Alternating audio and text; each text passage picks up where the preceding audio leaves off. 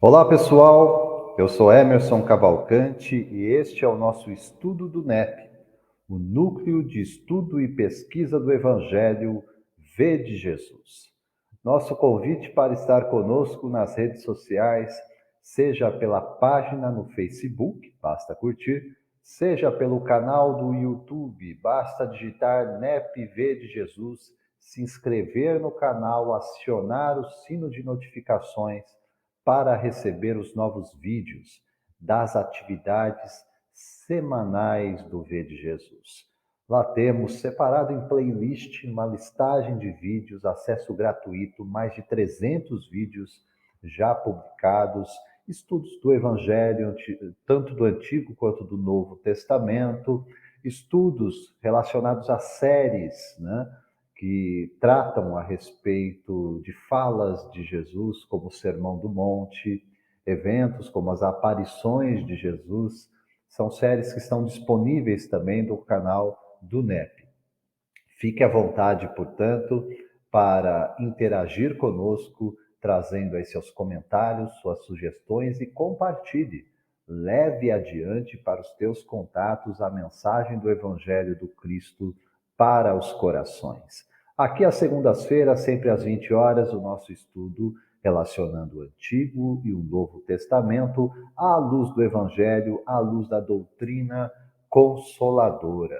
Dentro desse ano de 2023, temos feito uma jornada aqui, olhando de forma especial para o Novo Testamento, para as cartas de Paulo, em especial detalhe para a carta de Paulo aos Romanos. Nossa série Romanos verso a verso. Hoje a reflexão vai repousar sobre o capítulo 1, verso de número 32. Romanos 1, verso 32. Já convido você a fazer a leitura conosco, se assim desejar, tendo a sua tradução bíblica, ou se não tiver, acompanhe com a gente a leitura. Vou trazer aqui duas traduções, como de costume, João Ferreira de Almeida e a Bíblia de Jerusalém, para ler esse texto, Romanos, capítulo 1, verso 32. Primeiro, em João Ferreira de Almeida, temos o texto na seguinte tradução: os quais, conhecendo o juízo de Deus, que são dignos de morte os que tais coisas praticam, não somente as fazem, mas também consentem aos que as fazem. Esse é o texto em João Ferreira de Almeida.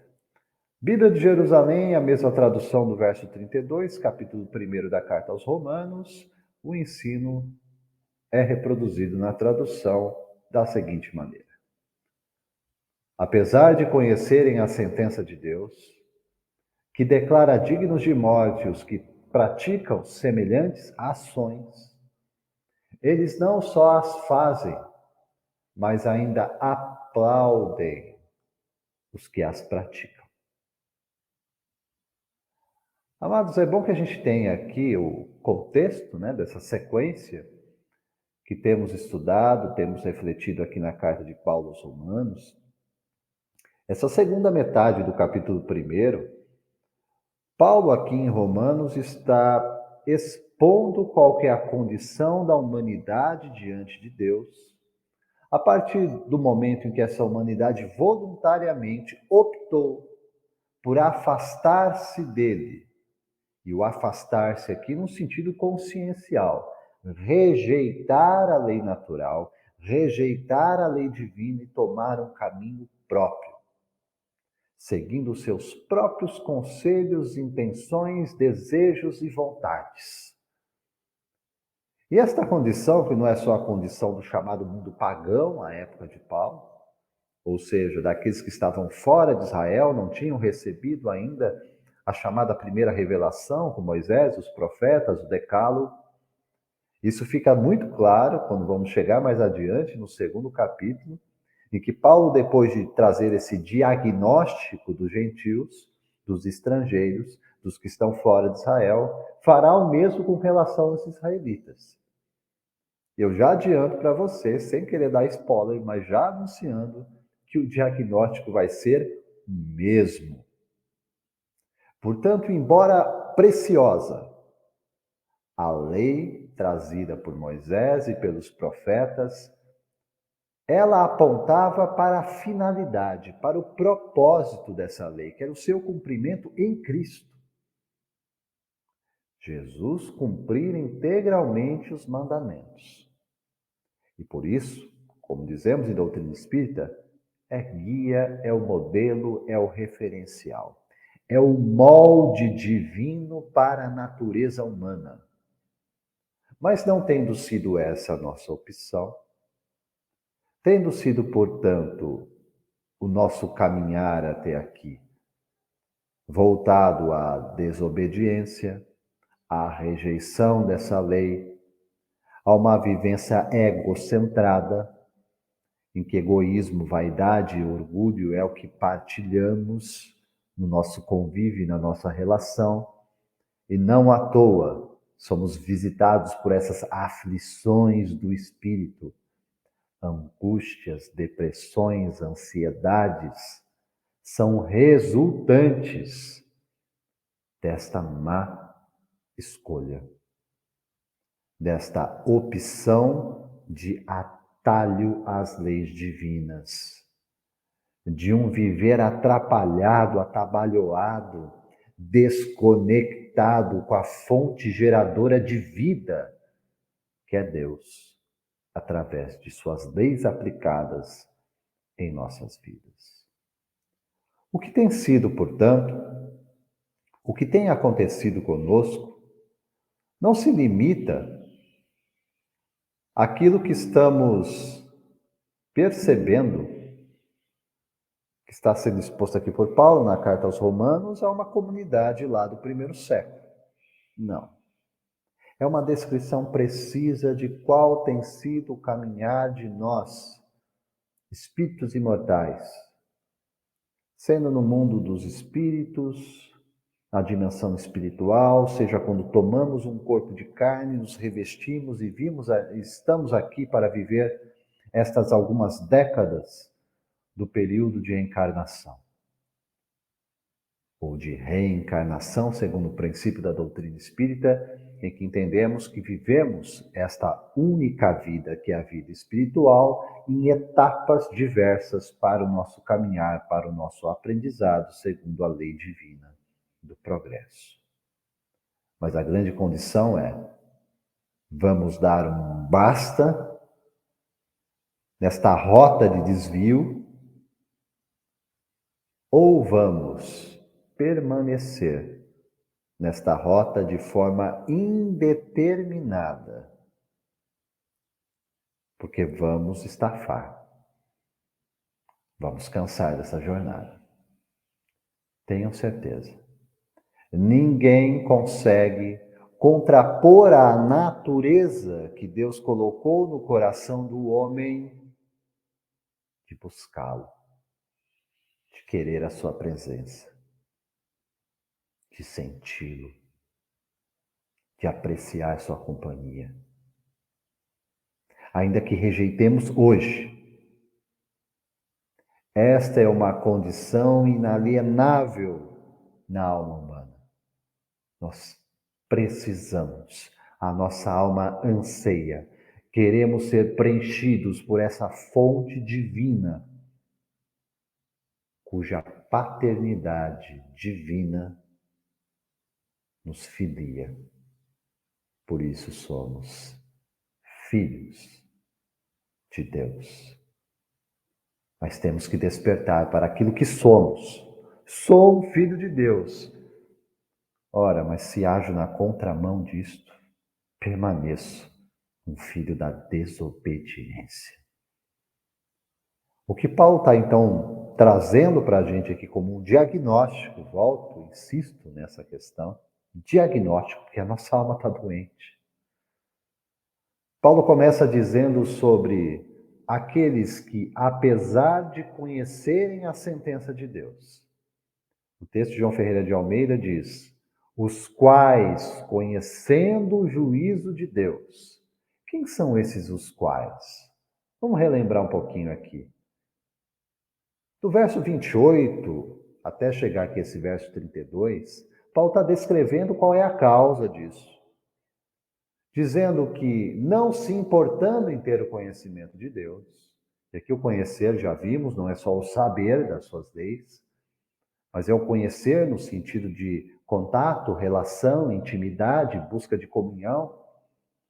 Não se importando em ter o conhecimento de Deus, Deus os entregou a um sentimento perverso para fazerem coisas que não convêm.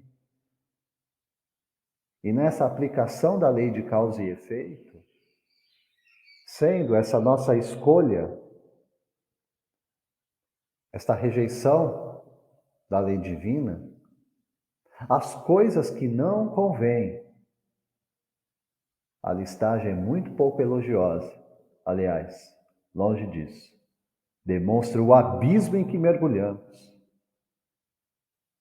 Paulo descreve, cheios de toda iniquidade, de fornicação, de malícia, de avareza, de maldade, cheios de inveja, de homicídio, de contenda, de engano, de malignidade, murmuradores, detratores, aborrecedores de Deus, injuriadores, soberbos, presunçosos, inventores de males, desobedientes aos pais e às mães, nécios, ignorantes, infiéis aos contratos, sem afeição natural, irreconciliáveis, sem misericórdia.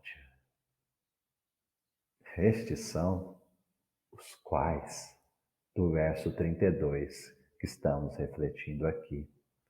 Aqueles que, apesar de conhecerem a sentença de Deus, apesar de conhecerem o juízo de Deus, e aqui é um parênteses na tradução, em que nos faz ser dito, que são dignos de morte os que tais coisas praticam.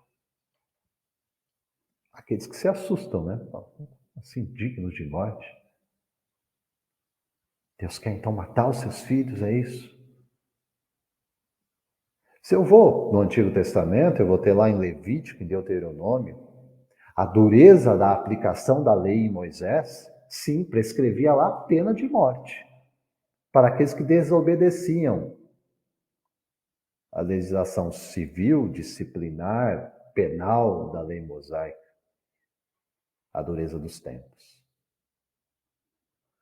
O olhar do século XXI, no entanto, para essas condições já nos possibilita ter um entendimento mais psicológico de tudo isso.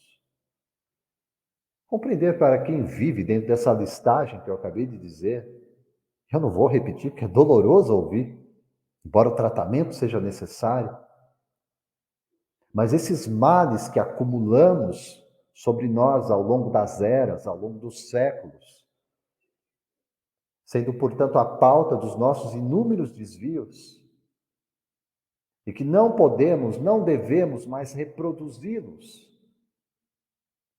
em nossas vidas. Pois quando eu vejo o quanto nós temos tomado um rumo diferente daquele que é a vontade de Deus, eu devo compreender onde está o problema, e a questão está em mim. São dignos de morte, no sentido, são sim merecedores dessa condição. E aqui tanto física como espiritual. E por que física? Gente, quem vive entregue a essas paixões, ao egoísmo, à vaidade, à ganância, à inveja, vive em constante situação de conflito consigo e com o outro, se encaminha para onde? Se não para a morte física, por saturar o seu organismo físico de energias maléficas, maltratando, portanto, dessa forma, o seu sistema nervoso, maltratando dessa forma o seu organismo físico, que vai se tornando cada vez mais frágil diante de vírus, diante de várias circunstâncias que podem acometer o organismo e trazendo patologias. A ciência humana hoje cada vez mais se aprofunda nessas questões. E quanto menos o homem se cultiva espiritualmente, mais ele se fragiliza organicamente. Não estamos dizendo que uma pessoa que tenha um entendimento, uma busca espiritual não venha adoecer, claro que vai. Mas a reação do seu organismo vai ser outra. A grande questão nossa aqui é a seguinte: segundo a lei de causa e efeito, alguns dizem ação e reação, há efeitos e consequências inevitáveis para quem vive essa rota de desvio. Para quem finge conscientemente, para quem rejeita a lei natural. Dignos de morte, aqueles que praticam o caminho do mal. E aqueles que praticam o caminho do mal são aqueles que, portanto, mais se aproximam da morte física por tudo que cria ao seu redor, de pessoas que se voltam contra, que podem, no momento de desatino, de ódio, tirarem a nossa vida, porque agimos contra elas, agimos contra a comunidade, agimos contra os valores nobres da alma, prejudicamos conscientemente pessoas. Qual que é a paga de se viver assim? Eu me aproximo do quê? Da vida ou da morte? Só falando aqui da questão orgânica, dessa vida física, transitória que vivemos. O que dizer então do sentido espiritual? Morremos de fato espiritualmente quando vivemos nessa condição, gente. Como pode estar espiritualmente saudável quem vive na iniquidade, quem vive na prostituição, na malícia, na avareza, na maldade, na inveja, no homicídio, na contenda, no engano e no mal? Impossível, impossível. Irreconciliáveis, nós nos colocamos nessa condição, não exercendo misericórdia, nem para conosco, nem para com os outros. Morremos espiritualmente, no endurecimento, no padecimento da nossa alma, da nossa mente, da nossa consciência. Padecemos. Paulo nos diz ainda: não só as fazem, não só realizam essas ações no caminho da maldade, da iniquidade, da perversidade, como também aplaudem, como também consentem que outros venham a fazer o mesmo.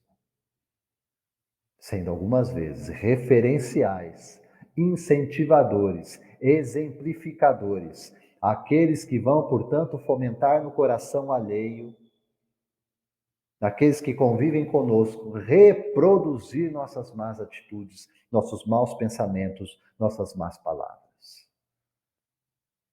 Pensemos nisso. Pensemos nisso. Obra O Livro dos Espíritos com Allan Kardec, reflexão complementar aqui para a gente, questão 642, tratando sobre a lei divina ou natural. O codificador vai questionar a equipe do Espírito Verdade da seguinte forma: bastará não fazer o mal para ser agradável a Deus e assegurar sua posição futura? Resposta: não. É preciso fazer o bem no limite de suas forças, porque cada um responderá por todo mal que resulte do bem que não haja feito. Portanto, não é só o mal que eu faço.